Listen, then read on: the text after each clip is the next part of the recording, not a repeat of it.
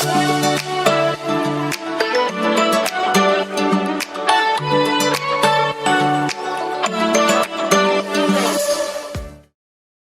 Jakarta yang diukur dari indeks kualitas udara ibu kota menunjukkan yang berdampak.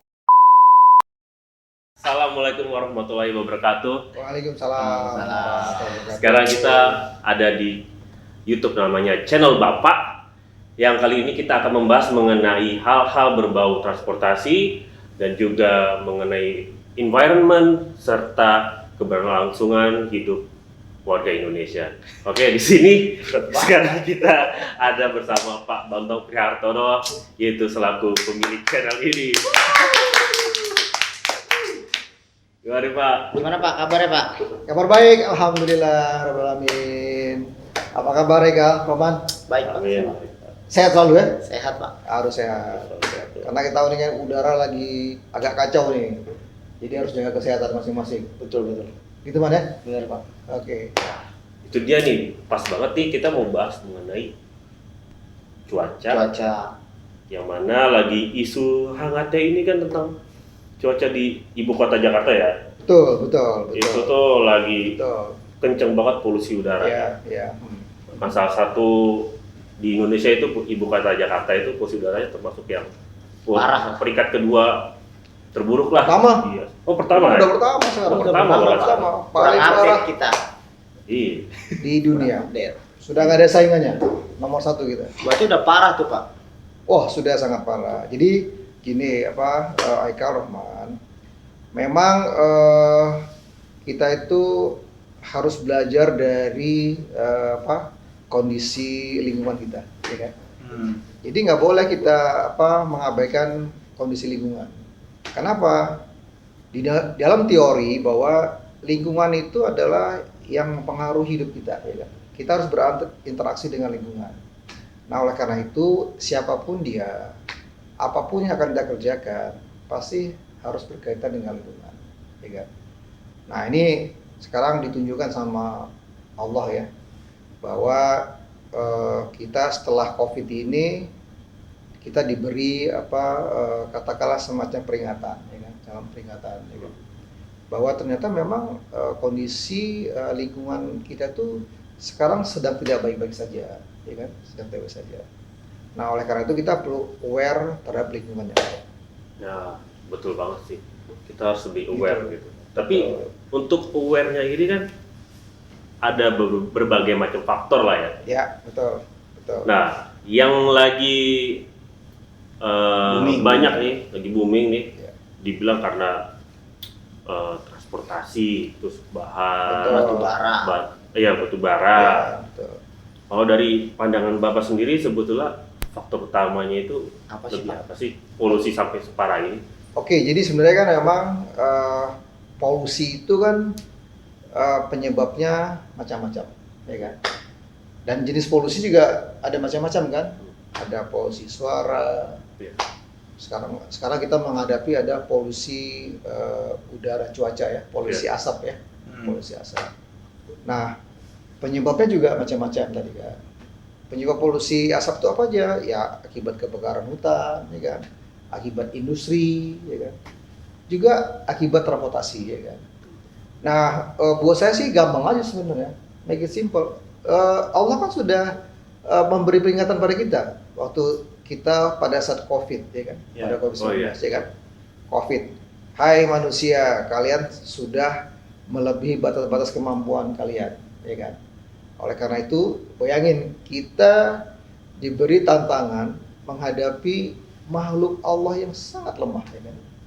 Kita aja sudah nggak berdaya kan, sudah nggak berdaya saat itu. Nah, apa yang terjadi? Yang terjadi adalah bahwa kita akhirnya tidak boleh kemana-mana, ya kan? Kita diam di rumah.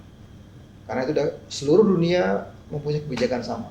Ya. Kita dilarang berinteraksi kan, dilarang bersilaturahmi, sehingga kita tidak melakukan pergerakan. Dan apa yang terjadi saat itu? Waktu kebijakan pemerintah seperti itu, lihat langitnya Biru. biru kan? Biru kan?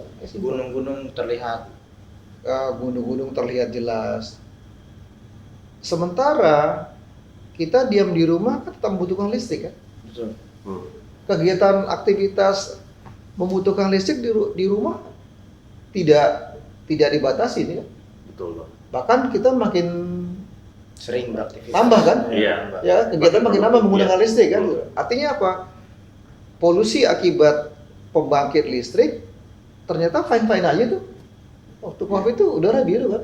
Kalau seandainya pembangkit listrik PLTU menyebabkan polusi, harusnya saat itu polusinya luar biasa dong, iya kan? Iya benar. Ini kan enggak. Oh iya sih. Benar nggak kan? Betul, betul. Nah sekarang setelah Covid selesai, kita dibolehkan untuk beraktivitas, kita boleh melakukan perjalanan, apa yang terjadi sekarang? Polusinya meningkat kan? Buat saya simpel banget. Kalau usah ada surveinya atau penelitian singkat kok, orang berada di depan mata gitu loh. Kenapa kita tidak bisa menjudge bahwa ya transportasi yang jadi biang keroknya kan gitu? Karena simpel itu ya. Iya. Nggak perlu kita debat. Bandingkan aja kondisi udara pada saat COVID dan setelah COVID. Lihat Berarti aja kan? kurang tepat juga Pak kalau misalnya kita menyalahkan bahwasannya ini penyebab terbesar batu bara. Ya, memang itu jadi penyebabnya. Tapi saat ini yang menyebabkan polusi tinggi itu kan udah jelas kelihatan kan, dari sektor transportasi kan, gitu loh. Itu yang dominan saat ini sekarang di Jakarta, ya kan?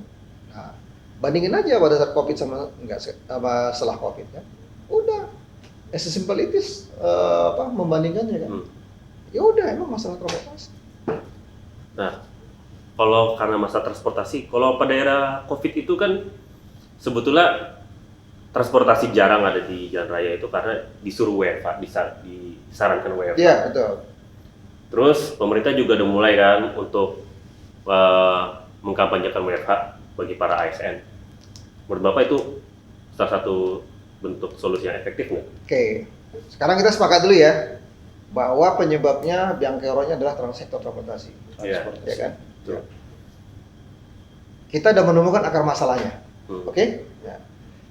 Kalau akar masalah transportasi, berarti kita fokus saja, ya kan? Bagaimana sih masalah transportasi itu kan? Gak usah kita sibuk-sibuk habis energi survei ke PLTU, lihat batu bara, ngapain ya kan? Orang udah jelas kok transportasi kan? Buang waktu Nah, ya. itulah yang sebenarnya saya harapkan dari semua pemangku kepentingan menemukan apa sih akar permasalahannya gitu. Jangan sebut A, sebut B, kalau belum ketemu masalahnya, itu kok langsung melakukan tindakan atau action. Tunggu dulu gitu kan. Apa nih akar masalahnya? Nah setelah akar masalah ketemu, baru kita melakukan action. Nah sekarang kita sepakat ya bertiga ya. Ya. Semoga yang lain juga di sana di luar juga sepakat di mudah-mudahan. Dengerin tuh. Kita pengaruhi yang bertiga ini gitu kan. Kita bertiga punya power untuk pengaruhi yang lain-lain ya, toh? Iya kan? Gitu kan. Nah, sekarang kita sepakat nih ya. Oke, sekarang kalau kita sepakat bahwa biang keroknya adalah transportasi, berarti kebijakan untuk mengatasi itu adalah terkait dengan sektor transportasi. Oke? Iya, betul. Jangan sektor yang lain. Benar. Bener nggak bro? Benar Pak. Iya, jangan. Kenapa mesti sektor yang lain? Fokus saja ke sektor transportasi. Nah, jadi sekarang apa?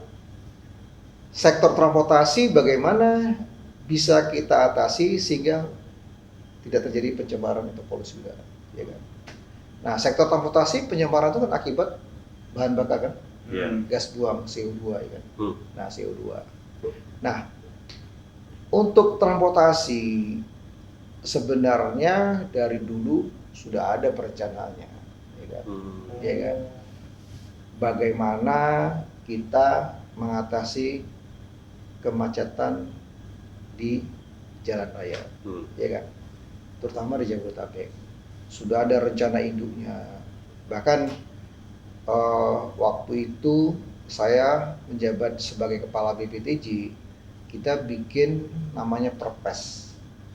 Peraturan Presiden nomor 55 tahun 2018. Perpres udah level presiden loh bos. Iya.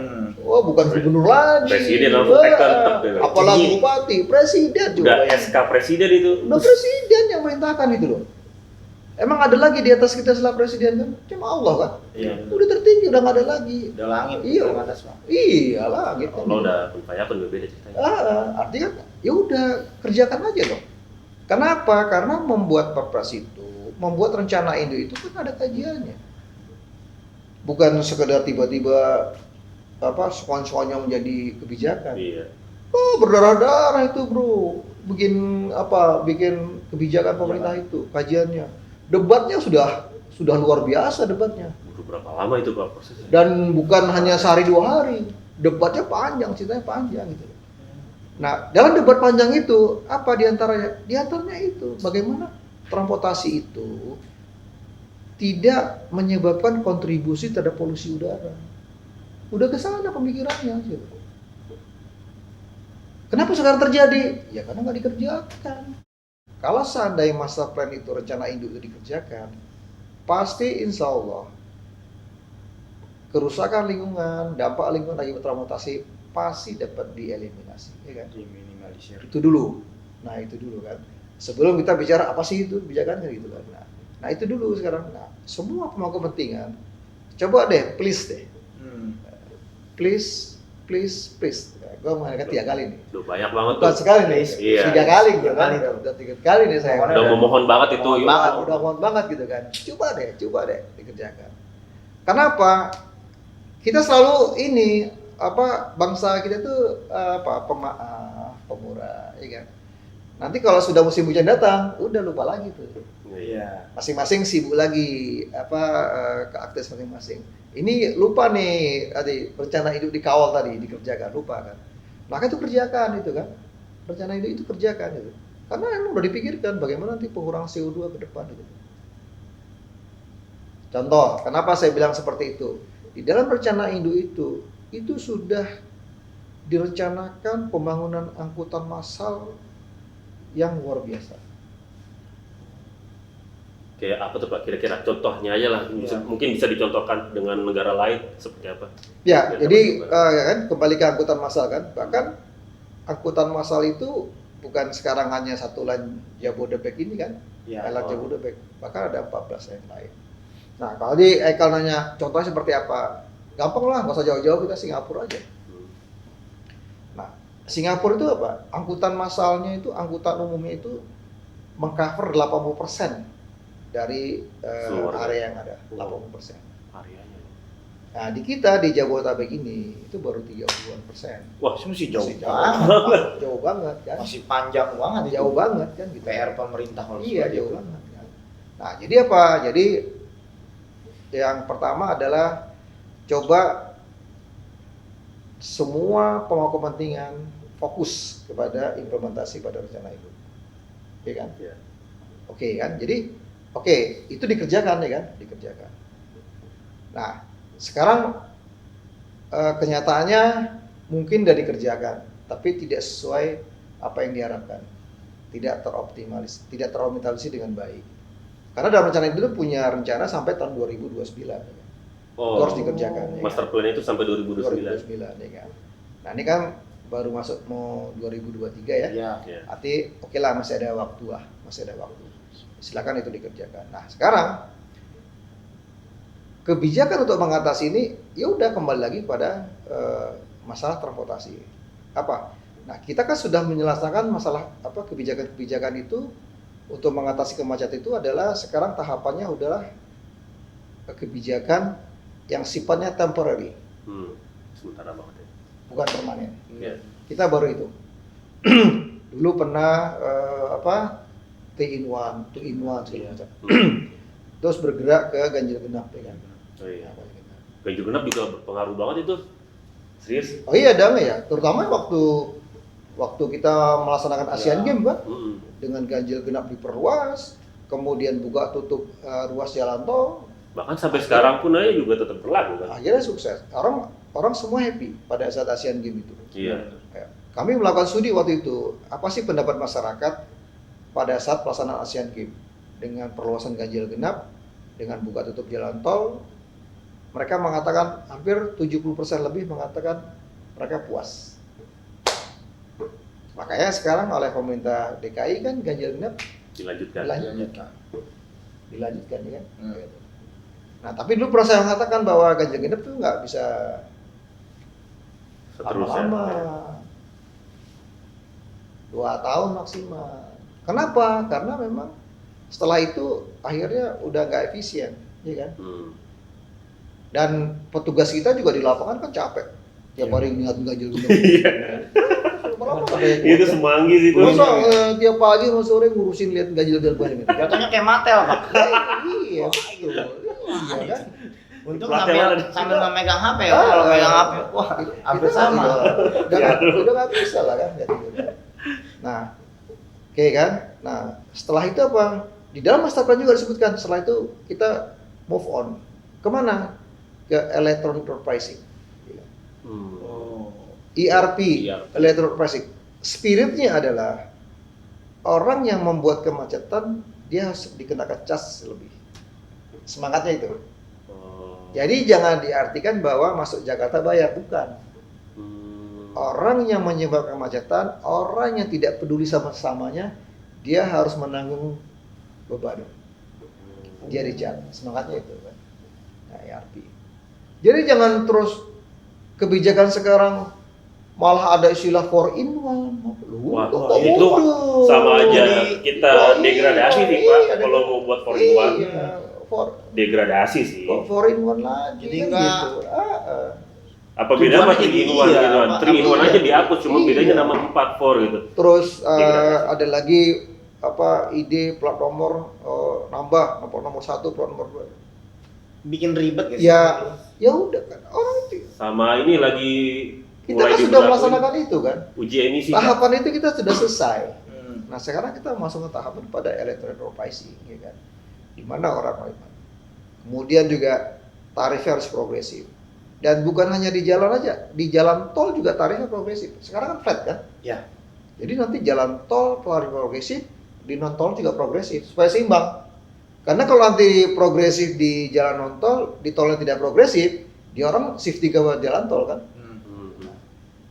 Nah itu. Nah apa gunanya semua ini supaya orang shifting kepada kendaraan umum kan itu. Karena kendaraan umum kalau tidak ada kebijakan pushnya, orang akan pindah. Kalau aman, kan masih kita nggak bisa dong bersaing sama kendaraan pribadi. Masih orang nyaman. Jadi ERP ini mekanismenya pribadi. dia pakai progresif gitu ya, ketika di non tol kena saat mau masuk tol Tetap pernah progresif gitu, kan? progresif itu. Oh, Maka itu saya menghimbau di sini bahwa yuk kita sinergi antara penanggung jawab jalan non tol, ya kan? Dalam ini dinas perhubungan, ya, dinas PUPR dengan penanggung jawab jalan tol dalam jasa marga, sama-sama dong kalian bersinergi untuk menerapkan ini semua gitu loh. Jadi nanti kalau di tolnya progresif, ya di non tolnya progresif. Ya. Di non tolnya tidak progresif, ya di tolnya juga progresif. Jadi sama-sama gitu loh. Jadi orang kemana mau pergi, dia kena kebijakan sama. Seimbang lah intinya. Iya. Seimbang. Jadi nggak ada lagi wilayah-wilayah yang berbeda kan kebijakannya. Ini sama-sama harus sinergi gitu.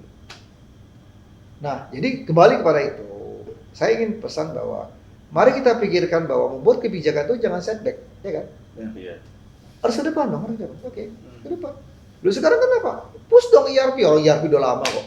Di DKI itu juga udah ada pilot projectnya kok, ya kan? Pernah lihat kan? Ada seperti itu kan? Iya. Kayak portalnya gitu Iya, kan? iya. Iya. Loh, orangnya bukan sesuatu yang baru kok. Di luar negeri melakukan hal yang sama. Iya kan? Satu hal gitu. Karena udah jadi pilot project ya Pak? Iya. Dapat tertunda ya? Nah, jadi intinya sudah pembuat kebijakan, ya kan? Orang harus tahu apa akar masalahnya. Kembali gitu ya. Oke. Sekarang masalah transportasi. Oke, kembali ke masalah transportasi. Pembuat kebijakan di dalam transportasi jangan setback, maju ke depan gitu loh. Jadi kayak 4-in-1 apa ini? Iya lah. Apa kok seperti itu malah gitu, jadi malah mundur gitu kan.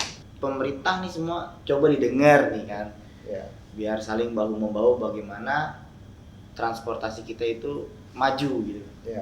Ya, betul. Nah sebenarnya ini sekarang jadi jadi momen yang pas buat pemerintah untuk menerapkan kebijakan yang ada atau kebijakan yang sudah direncanakan. Kenapa demikian? Nah sekarang masyarakat merasakan kan polusi semakin parah. Iya. Betul. Nah jadi masyarakat nggak komplain, ya kan? Sama waktu dulu kita menerapkan perluasan ganjil genap pada saat Asian Games, masyarakat nggak komplain. Kenapa? Memang masyarakat perlu mendukung suksesnya Asian Games. Nah ini juga gitu, demikian. Nah ini kesempatannya justru buat pemerintah, ya kan? Benar-benar. Nah masyarakat merasakan kan gitu loh. Ini kalau nggak kita kerjakan, loh, lihat polusi udara semakin jelek, kita semakin rentan, kita semakin mudah sakit, ya kan?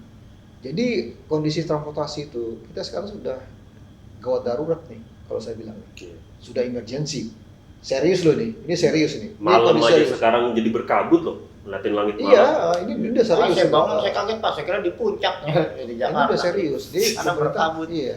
Jadi harus cepat pemerintah untuk mengambilkan kebijakan-kebijakan dalam rangka terkait dengan masalah polusi. Nah, terus apa sekarang saran kita yang harus kita lakukan, ya kan? Ya betul Pak. Nah, sekarang nih momen yang pas juga, ya kan? Lihat, pemerintah sudah invest cukup banyak membangun angkutan massal, ya kan? Betul. Lihat, MRT sudah beroperasi tahap 1, Iya. LRT kemarin Iya. tanggal 28 sudah diresmikan oleh Bapak Presiden, ya kan? Ayo silakan, kita manfaatkan fasilitas yang dibangun oleh pemerintah. Ya, betul. Kan sayang pemerintah sudah investasi begitu besar, ya. Itu kan duit pemerintah pusat semua tuh, ya kan? Mau membangun itu masa nggak dimanfaatkan, ya kan? Betul. Coba harus dimanfaatkan dong, ya kan? Nah, apakah itu cukup? Tentu belum. Karena kebutuhan angkutan massal kita cukup banyak sekali, ya kan? Nah, oleh karena itu perlu ada kebijakan-kebijakan push yang lain yang harus dikerjakan baik pemerintah pusat maupun pemerintah daerah, ya kan?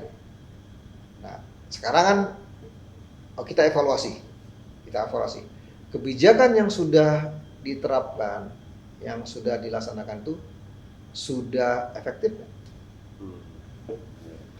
Ganjil genap yang sekarang dikerjakan itu Masih efektif. sudah efektif nggak? Atau masih efektif nggak? Iya. Apakah masih bocor-bocor nggak? Ada lagi dulu kebijakan yang saya gagas di jalan tol. Sampai sekarang kan regulasinya masih ada, Apa tuh Pak? belum dicabut. Masuk ke jalan tol ganjil genap. Oh iya. Iya benar. Ingat kan waktu mau saya Asian Games itu kan, kita kan, itu kan sekarang kebijakannya masih ada. Dijalankan nggak? Dikerjakan nggak? Enggak. Udah itu aja dimainkan, istilah orang Medan kan. Dimainkan, ya kan? Mainkan ya, sehingga itu mempengaruhi pergerakan orang, ya kan? Mempengaruhi pergerakan orang, ya kan? Sekarang Pemprov DKI sudah ada nggak kebijakan-kebijakan untuk mengatasi kebijakan untuk berpihak kepada kebijakan push? Kan masih belum. Misalnya tarifnya harus progresif, ya kan? Tarif parkir gitu kan. Nah, orang kalau sudah kosnya mulai tinggi kan orang mulai berpikir kan untuk berpindah ke angkutan umum. Sorry nih Pak, untuk biar lebih mungkin pemirsa nih banyak yang belum begitu ngerti lah kebijakan push itu pengertiannya apa sih Pak? Ya, jadi kalau di dalam ilmu transportasi itu sama kalau di ekonomi itu ada supply and demand, ya kan? Ya, supply and Nah, demand. kalau kita di transportasi ada kebijakan push and pull, ya kan? Push and pull. Nah, gampangnya itu kebijakan pull itu ya pemerintah menyediakan kendaraan angkutan umum, menyediakan bus, menyediakan LRT, menyediakan MRT, itu adalah kebijakan pull. Nah, tapi orang berpindah ke angkutan umum ini harus di-push. Ada yang nge-trigger ya gitu ya. Push itu apa? Misalnya ganjil genap, daerah bebas motor misalnya, Oh kan? iya. Daerah yang hanya dibolehkan menggunakan angkutan umum, tidak ada kendaraan lain gitu misalnya. Nah, itu nge-push deh kan. Atau nanti kan electronic road pricing, ya kan, orang naik mobil makin dicet makin mahal. Nah, itu kan nge-push ya, orang lagi shifting. Nah, itu yang dimaksud dalam push ya, teori transportasi. Intinya mendorong Jadi masyarakat. dua-dua itu harus dikerjakan, ya kan. Jangan kita hanya menyediakan kendaraan umum, menyediakan angkutan umum, angkutan massal, tapi tidak di-push. Iya. Ya nggak pindah. Begitu pula sebaliknya. Pindah orang tapi nggak tahu kapan, nggak jelas. Harus dulu dikerjakan. Mendorong masyarakat untuk menggunakan transportasi. Iya, angkutan umum. Ya kan? Iya. Habis itu dibikin kebijakan-kebijakan yang memang orang menjadi atraktif. Hmm. Misalnya apa? Misalnya senior citizen udah nggak usah bayar, Iya. ya kan? Atau masyarakat disubsidi, ya kan? Nah, Angkutan, itu subsidi, subsidi tiket. paling gitu laku kan. tuh pasti. Saya kayak gitu kan. Iya. Jadi orang akhirnya kan pindah ke angkutan umum kan. Nah sekarang kita kerjakan deh untuk koridor-koridor yang sudah lengkap angkutan umumnya. Contoh Sudirman Tamrin itu kan sudah ada busway, sudah ada MRT sekarang, sekarang sudah terhubung dengan LRT, Iya. ya kan? Bahkan selain busway, ada lagi sekarang yang low deck, ya kan, bus udah di jalan itu. Udah lengkap sekali. Itu harusnya udah mulai berpikir di situ. Apa masih perlu ada kendaraan pribadi yang lewat di situ kan? Misalnya seperti itu. Nah jadi ya udah ini kesempatannya, momen yang pas buat kita, buat pemerintah untuk melaksanakan kebijakan-kebijakan yang sudah direncanakan dalam perencanaan itu. Ini momen yang pas. Allah sudah memberi kesempatan kepada kita untuk memberi peluang itu, ya kan? Kesempatan ini, kesempatan dari Allah tidak akan datang dua kali. Justru ini kita harus tangkap baik-baik. Rasanya polusi itu bisa diminimalisir ya harusnya dari transportasi itu sendiri ya. Persis. Harus pemerintah harus banyak-banyak bebenah harusnya. Harus, Dan juga seharusnya kalau udah denger ini harusnya pemerintah lebih tahu. Tunjukkan bahwa pemerintah itu hadir. Nah, Iya, itu dia yang diinginkan Pemerintah masyarakat. itu harus hadir. Hadir seperti apa tadi? ya Di kebijakan pool dia menyediakan angkutan massal, ya. Di kebijakan PUS dia membuat kebijakan-kebijakan yang orang mendorong untuk pindah dan shifting dari kendaraan pribadi ke angkutan. ya semoga aja pemerintah kita mendengar ya Pak. Makin Ya. peka. Makin Amin. peka. Ada membuat kebijakan-kebijakan yang pas dan Juga tepat. makin semangat gitu melanjutkan. Sebetulnya ada program yang baik, lanjutkan gitu, teruskan gitu loh. Itu yang Harapan utama. kita semua. Amin amin. Insya Allah. Yaudah, sekian itu aja. Kalau ada pertanyaan-pertanyaan untuk seputar transportasi dan lain-lain, bisa langsung aja ditulis di kolom komentar ya. Dan juga udah, itu sekian itu aja ya Pak untuk hari ini. Oke. Terima kasih Pak. Makasih. Makasih Oke. Kak. Jangan Roman. lupa untuk like, subscribe, Subscribe dan and share. share. Bye-bye.